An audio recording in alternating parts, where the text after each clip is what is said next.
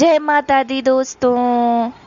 SM की भोजपुरी कहानी channel में रौरा लोग के स्वागत बा। दोस्तों, अगर रौरा हमार चैनल सब्सक्राइब ना कइले होखब तो कृपा करके हमार चैनल के सब्सक्राइब करी, लाइक करी और कमेंट करी ताकि हमार उत्साह और बढ़े। दोस्तों, आज हम रौरा लोग के बीच दुर्गा सप्तशती के 12वां अध्याय लेकर आइल बानी। पहिले हम माई के ध्यान करब, फिर पाठ सुनाई। हम 3 नेत्र वाली माई के ध्यान करतानी। उनकर अंगों के प्रभा बिजली के समान बा। हाथ में तलवार और ढाल लेले अनेक कन्या उनकर सेवा में खड़ा बाड़ी। उ अपन हाथ में चक्र, गदा, तलवार, ढाल, बाण, धनुष, पास धारण कइले बाड़ी।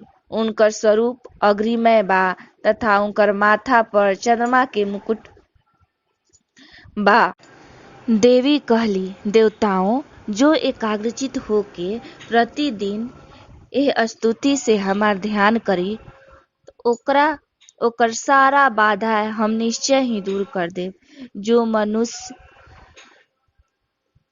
एह प्रसंग के पाठ करी, मधुकैटभ के नाश, महिषासुर के वध, शुंभ निशुंभ के संहार, अष्टमी, चतुर्दशी और नवमी के जो एकाग्रचित भक्ति पूर्वक हमार महात्म्य के श्रवण करी, ओकरा कोई पाप छू ना सके। उन पर पाप जनित आपत्ति भी ना आई। उनकर घर में दरिद्रता ना हुई तथा उनकरा कभी प्रेमी जन के विछोह के कष्ट ना भोगे के पड़ी। इतना ही ना, उनकर शत्रु से, लुटेरा से, राजा से, शस्त्र से, अग्नि से तथा जल राशि से कभी भी भय ना हुई। ऐसे सब के एकाग्रचित होके भक्ति पूर्वक हमार ई महात्म्य के सदा पढ़े और सुने के चाही। ई परम कल्याण कारक बा। हमार महात्म्य महामारी जनित समस्त उपद्रव एवं 3 प्रकार के उत्पातों के शांत करे वाला बा। हमार जेह मंदिर में प्रतिदिन विधि पूर्वक हमार ई महात्म्य के पाठ कइल जाई, वो स्थान के हम कभी छोड़ ना सकी। उ सदा ही हमार सानिध्यान बना रही, हमार निवास बना रही। पूजा, हवन, संस्था, महोत्सव के अवसर पर हमार ई चरित्र के पूरा पाठ और हवन ऐसा करे से मनुष्य विधि के जान के या बिना जाने भी हमार पूजा हवन आदि करी तो ओकर हम बड़ी प्रसन्नता से पूजा ग्रहण करब। शरद काल में जो वार्षिक महापूजा कइल जाई, ओह अवसर पर जो हमार ई महात्म्य के भक्ति पूर्वक सुनी, उ मनुष्य हमार प्रसाद से सब बाधा से मुक्त तथा धन धान एवं पुत्र से संपन्न होई। एमे तनिक भी संदेह नइखे।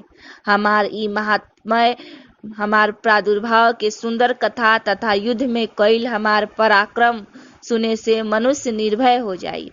हमार ई महात्म्य के श्रवण करे वाला पुरुष के शत्रु नष्ट हो जाई, उनकर कल्याण की प्राप्ति होई तथा उनकर कुल आनंदित रही।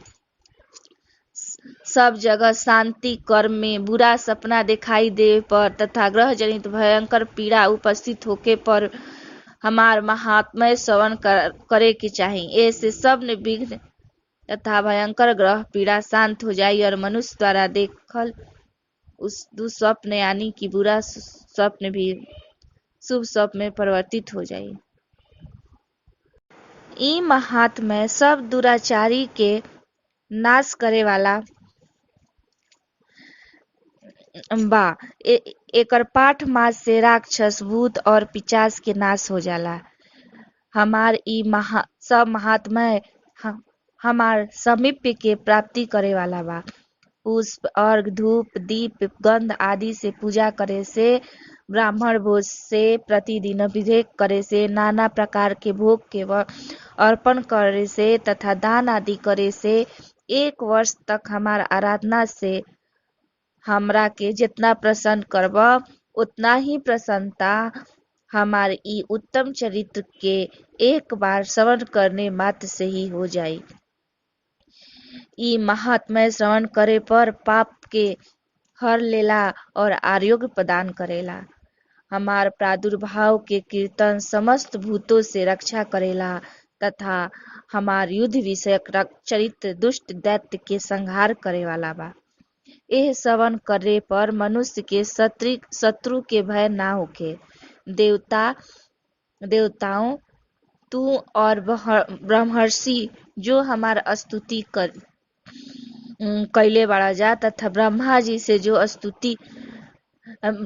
जन स्तुति कैले बाड़न उ सब कल्याणमयी बुद्धि प्रदान करे वाला बा। वन में सुने मार्ग में दावानल से घिरे जाए पर, निर्जन स्थान में लुटेरा के दाव में पड़ जाए पर, शत्रु के पकड़े जाए पर, जंगल में सिंह बाघ आदि के पीछा करे पर, हमार चरित्र के स्मरण करे से कष्ट से रक्षा हुई। कुपित राजा के आदेश से बंध जाए पर, महासागर के नाव बैठे के बाद भारी तूफान से नाव के डगमग होके पर और अत्यंत भयंकर युद्ध में शस्त्रों के प्रहार वेदना होके पर, सब भयानक बाधा के उपस्थित होके पर जे ई हमार चरित्र के स्मरण करी उ संकट मुक्त हो जाई।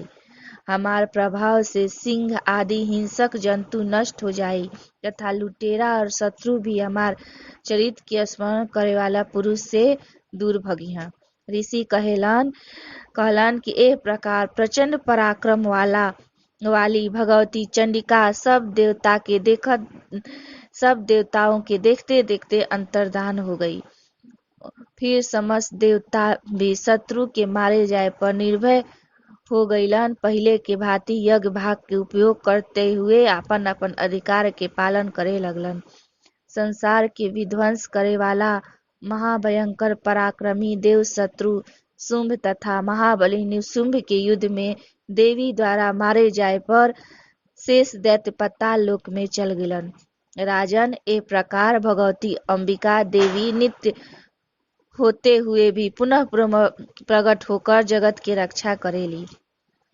उहे ये विश्व की मोहित करेली, उहे जगत के जन्म देवेली तथा उहे प्रार्थना करे पर संतुष्ट हो समृद्धि प्रदान करेली। राजन, महाप्रलय के समय महामारी के स्वरूप धारण करे वाली उ महाकाली ही ई समस्त ब्रह्मांड में व्याप्त बाड़ी।